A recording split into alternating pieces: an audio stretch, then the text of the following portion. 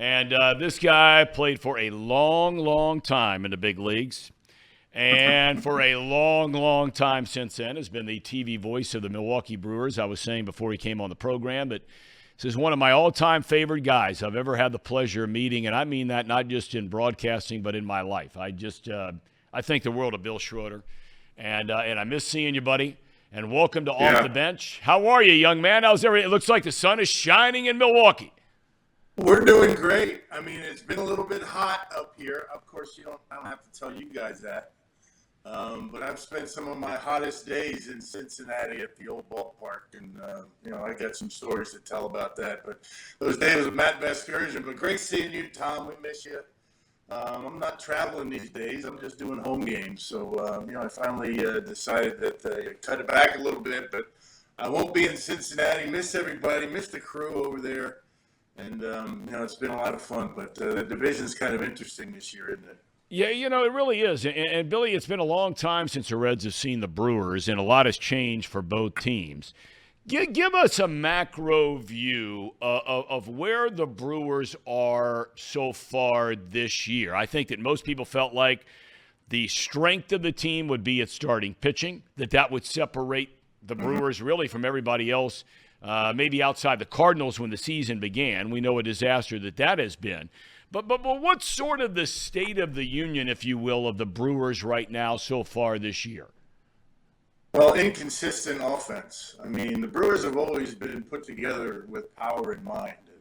And, looking to hit home runs. Rowdy Tellez is on the injured list. He has a bad forearm. He hadn't hit a home run in over a month. Willie Adames, I think, in his free agent season is kind of putting a little bit too much pressure on himself, and his offensive numbers have not been good. Luis Urias, the shortstop, or this third baseman, is down in the minor leagues, and so offense has been an issue.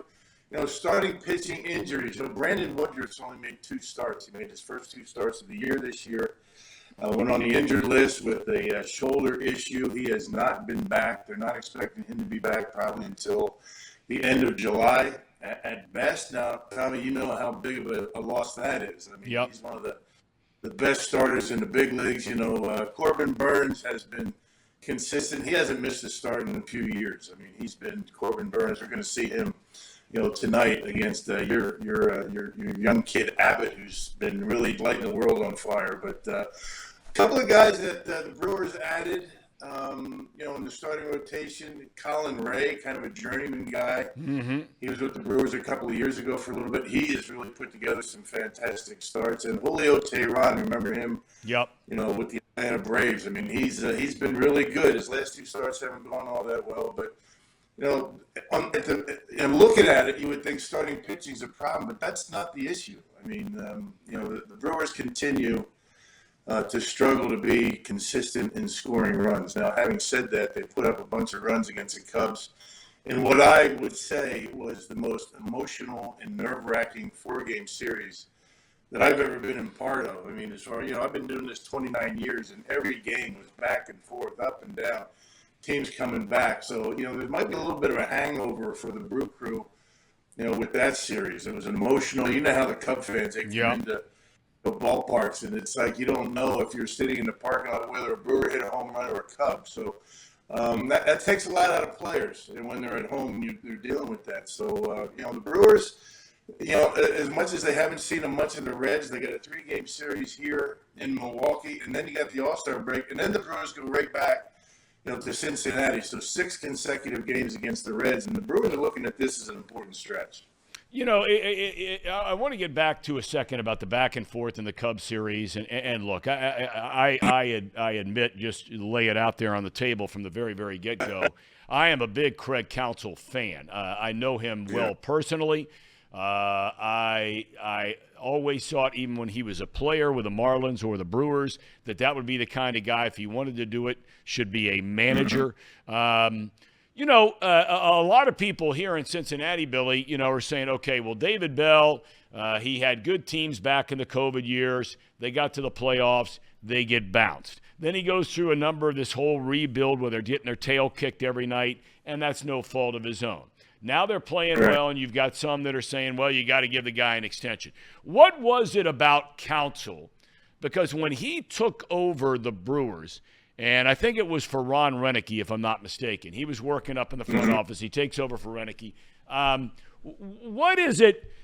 Everybody, I mean, David Bell is no different than Counsell. They were both good players. They grew up in the game. They understood the game, students of the game. But what was it about Counsell, or what is it about Counsell that has led to his sustained success, where you said even early on, hey, this is a guy we want around here a long time if he wants to be here? Well, again, I don't care what kind of manager you are. You got to have players to be able to get the job done. I mean, Craig Counsell has, in my mind, and I look at everything through Brewers glasses. Yeah, I think he's the best game manager in baseball. I think that he's never surprised. He's always looking ahead. I mean, the way he works his bullpen, the way he manipulates his bench and keeps everybody involved in games. I mean, if you're in the National League game, even with the designated hitter, Craig Counsell has a way of using all of his players, and everybody comes to the ballpark every day knowing that there's a pretty good chance that not only are they going to be able to get into a game, but they're going to have an impact on the outcome of a game, and we've seen that over and over and over again. So, Counsell, I think that the trend in baseball is managers that are not that far removed from their playing days, understand the mentality of young players these days. I mean, and that is so much different, Thom. And you know that from back, even when I played back in the 80s, early 90s. I mean, things are so much different, and so, it's such a different way you have to deal with players these days, whether that be good or bad. It's just the reality of it. But Craig Counsell cares about his players. He has a way of getting to his players, and they understand what their role is. They might not like it, but he's a guy that's not afraid to tell them that this is what I expect out of you. So he really looks like he has that really calm demeanor. He's always prepared. His coaching staff, has been very good. And he's really done a pretty good job in the last few years, getting close to, they missed the playoffs last year for the first time in 4 years, getting the most out of players and getting into the postseason with a lot of times people would say don't have really the talent to do so. And I think that it's one of the things that Counsell is really good at is, and I know it's an overused term, getting more out of your players than normal. But Craig Counsell just, he always has time for everybody at the ballpark, whether it be a vendor, whether it be me. You know how it is, Thom. Sometimes when you go up to a manager, sometimes they don't want to give you information and they don't have time. And he always finds a way to stop, turn around, shake your hand, and give you the time of day. And no question is ever, stupid. I mean, he always gives every question its due. So I just think that he gets the most out of his guys. I think players enjoy playing for him because he understands them, because it hasn't been that far. He's not that far removed from his playing days. I want to walk back with you just for a second, Billy, if you don't mind, about this time roughly a year ago. You mentioned the Brewers didn't make the playoffs. Here in Cincinnati, there's a hot debate right now. They've got all this seemingly stable of young stars, right, that are with a big league club now. You have, it's amazing, and you know this, Billy, in your preparation for the team. Everybody thought going into this year that the strength of the Reds would be their young starting pitching. Nick Lodolo, Hunter Green, Graham Ashcraft, on and on and on and on and on. And we knew Andrew Abbott was on the way, didn't think he'd be here necessarily doing this well this quickly. But all of a sudden, Green, Lodolo, they're nowhere to be found. They're out hurt. Ashcraft was the best pitcher in the National League in April. He was the worst pitcher in the National League in May and June, and now he's had back-to-back good starts. But everybody wondered, how were they going to score? Well, now all of a sudden they're scoring runs like nobody's business, right? They're the seventh highest scoring team in all of Major League Baseball. And now, because of the starters being hurt and or ineffective, there are some around here that are saying, you know what? I know you got a lot of these great young players at the minor league level. You got to make a deal, and you got to get some starters in here to try and win. Because outside of Atlanta, nobody's a juggernaut in the National League. Reds look like they can beat anybody. They can lose to anybody, but they look like they can beat anybody. This time a year ago, the Brewers traded Josh Hader, the best closer in the game. What was going on there, and what would you say if you were the general manager of the Reds? And, do you go out and trade some young players to try and win now? Well, you're winning now. I mean, it's a really good year, Tommy, right? To be average in the National League Central Division. I mean, I don't know if you want to mortgage your future to grab a player or two, or maybe a pitcher, or I don't know what they're looking for. You know, in all honesty, I really haven't dug too deep into the Reds at this point. It's still a little bit early out here, and I'm still Yep. getting over the hang of that 4-game series against the Cubs.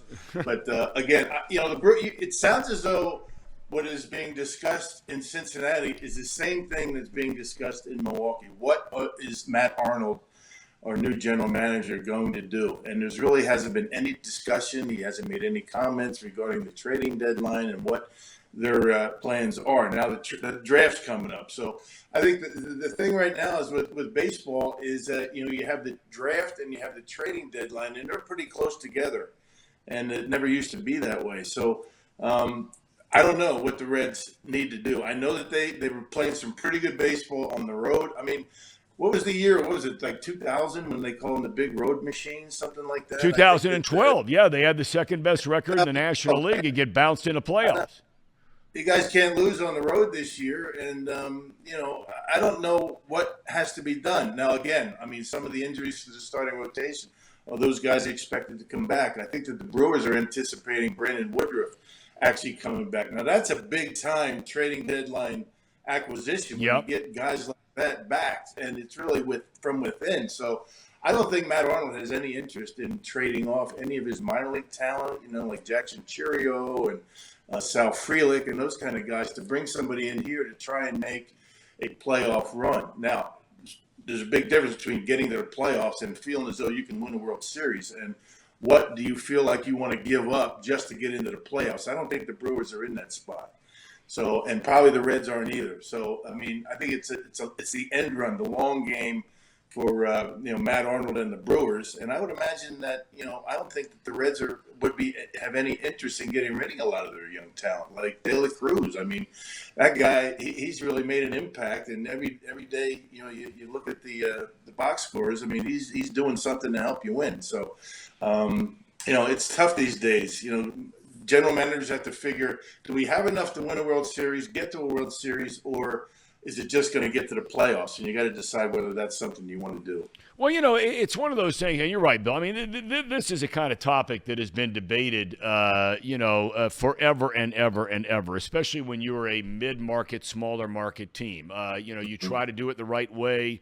You try to draft well, develop well, which I think is the one area where most people don't talk about as much. I think development is every bit not as important. I think it's far more important than your drafting.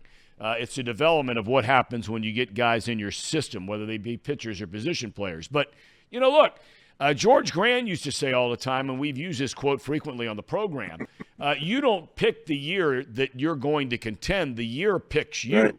Right. And, look, the Atlanta Braves were just here a week ago in a 3-game series. And it was exactly the kind of series you were talking about with the Cubs. Now, it didn't have the rivalry implication or the proximity implications, but this was an unbelievable 3-game series. And, I mean, the Reds are going toe-to-toe with these guys, and you're saying to yourself, hold on a minute now. You just saw some of the Braves' allegedly great pitchers who didn't look so great. You were running out all your starters who weren't worth a hoot, and yet you're taking it to these guys for 3 straight days. Now, you end up losing 2 out of 3, but you easily could have gone 3-0 just like you could have gone 0-3. I just think that, you know, I feel like, I mean, you're not going to trade the De La Cruzes or the Matt McClains or those guys or the Spencer Steers of the world. But I just say to myself, Bill, you know, look, if I can get fill in the blank, Shane Bieber, if I can get, you know, somebody like that, and if my organization is not strong enough to withstand the loss of 2 guys that are playing in single A or double A, I mean, come on. If your franchise is based on that, then you got issues to begin with. I think you go for it if you get the chance. No doubt. And I hope you guys don't get Shane Bieber. That's going to hurt our chances for sure. Well, you know, you're right about, you know, any team that lines up against any other team. So, you know, the Oakland A's came in here a while ago and swept the Brewers in a 3-game series. And there was a stretch where they couldn't lose either. So Right. you run out of hot pitchers, and you have some guys that aren't throwing the baseball that well. The Brewers beat Stroman yesterday. He's had 3 bad starts in a row. So on paper, you've got really good starting rotations, but guys aren't going to be at the top of their game all season long for 30, 31, 32 starts. So I agree with you. If you can get a guy like that for maybe a couple of also ran guys down in the low minor leagues, for sure, you pull that deal off. But I don't know how many teams are going to be willing to do that. So, it's just a good year to be in the Central Division in both the American and National League. Look, the American Central Division, American League has one team over 500 right now. So, it's good. And the Central Division and National League. I mean, it's going to come down to the end. Who's going to get hot? And you know what? I'm one of those guys that I'm scared to death of the Cardinals every single season. Once they get to mid-August and into September, how many times, Tommy, have we seen them just put a run together and start getting back into a race? I mean, it's just you just get conditioned to expect that out of those guys. But they have played dreadful baseball, and that's the biggest surprise for me in the division. The fact that they're way behind and they're way under 500. You don't usually see that, but maybe they would be in a position maybe at some point to make some moves and deal off some talent. Get a Jack Flaherty or something like that. That would be something that would be of interest. Right. The last thing I want to ask you about, and I don't want to ask you as it pertains specifically to the Reds' young catcher, Tyler Stevenson, because you don't watch him play every day, and I don't expect you to have an opinion on him one way or the other. I do want to ask you, though, about just from a philosophical standpoint, because you were a catcher for a long time in the big leagues. The Reds made the determination going into this season. They've watched Stevenson get hurt a lot.